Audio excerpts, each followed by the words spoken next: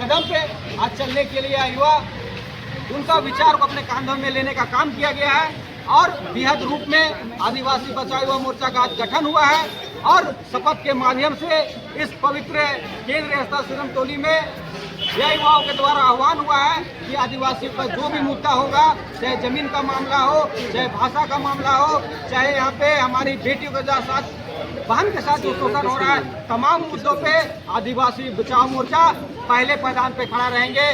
जितने भी अलग अलग विभिन्न जिलों से यहाँ उपस्थित हुए, सबका आशीर्वाद प्रेम इस आदिवासी बचाओ युवा मोर्चा को मिला और हम लोग निरंतर आदिवासी समाज और आदिवासियत के लिए अपना संघर्ष जारी रखेंगे। नाम बता दीजिए। मेरा नाम राहुल तिर्की, केंद्रीय अध्यक्ष आदिवासी बचाओ युवा मोर्चा। इसलिए कैसी सहभागिता और कैसी पहल होगी? सबसे पहले जोहार आपका चैनल को, और मैं बता दूं कि आदिवासी समुदाय ये वह समुदाय है जहां आदिवासियों को बराबर की दर्जा देती है, हक अधिकार आंदोलन से लेके हर एक मामले में। और ये जो आदिवासी बचाओ युवा मोर्चा का जो मंच है, जो बैनर है, आज इसका जो गठन हुआ है, वास्तव में देखा जाए तो इसमें महिलाओं का काफ़ी भागीदारी रहता है और इनका जो कार्य शैली जो है धरातल में आप देखिएगा महिलाओं पे फोकस करेगी और करती आई है कि उनका जो रोटी बेटी की बात जब आती है, जो इज्जत आबरू की जब बात आती है, कई मामले ऐसे आए जिनमें हम लोग मुखर होकर काम किए हैं और आगे भी इसको हम मुखर होकर काम करने का कोशिश। परिचय बताइए। मेरा नाम संगीता कच्छप, केंद्रीय महिला अध्यक्ष। आदिवासियत को बचाने की मुहिम छेड़नी पड़ रही है, आदिवासी सरकार भी है राज्य में। देखिए, सबसे पहले तो आपके चैनलों को जोहार। जब जब आदिवासियत की बात आई है और जब जब आदिवासी की रक्षा की बात आई है, तब तब आदिवासी बचाओ युवा मोर्चा के युवा आगे आए हैं। कहीं ना कहीं हम लोग पढ़ाई लिखाई के साथ साथ अपने समाज को ही महत्व देते हैं, समाज की फिक्र है, इसलिए आज ये केंद्रीय कमेटी का जो केंद्रीय संगठन का जो गठन हुआ है, इसमें सभी आंदोलनकारी क्रांतिकारी हमारे साथ है।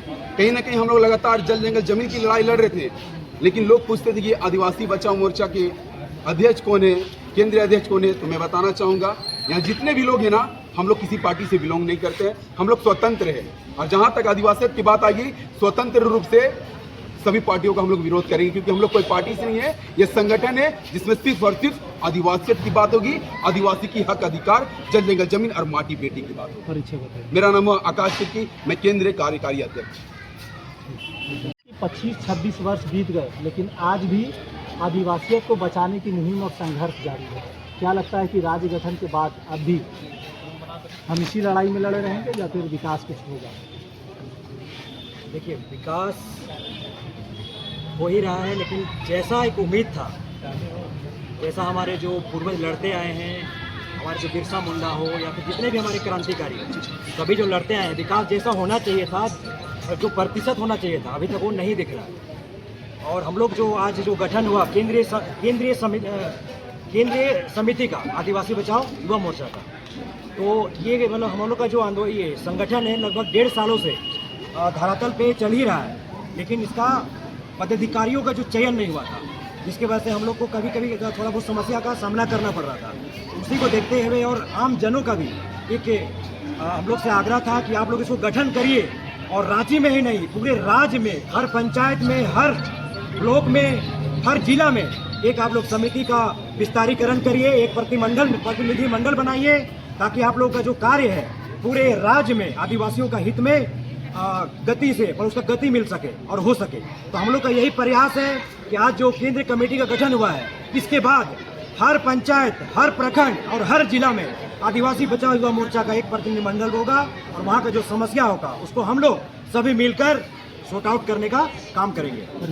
मेरा नाम हुआ रविंदर भगत, केंद्रीय महासचिव आदिवासी बचाओ युवा मोर्चा। और एक बात मैं बताना चाहूँगा, आदिवासी बचाओ युवा मोर्चा की खासियत क्या है, इसमें 33 जनजाति के लोग हैं, सभी हैं हम लोग, और सब हम लोग अलग अलग जगह से आते हैं, और सब हम अलग अलग राज्य से भी लोग हैं, लेकिन एक केंद्रीय टीम बना है जिसमें 33 जनजाति के लोग यहाँ शामिल हैं।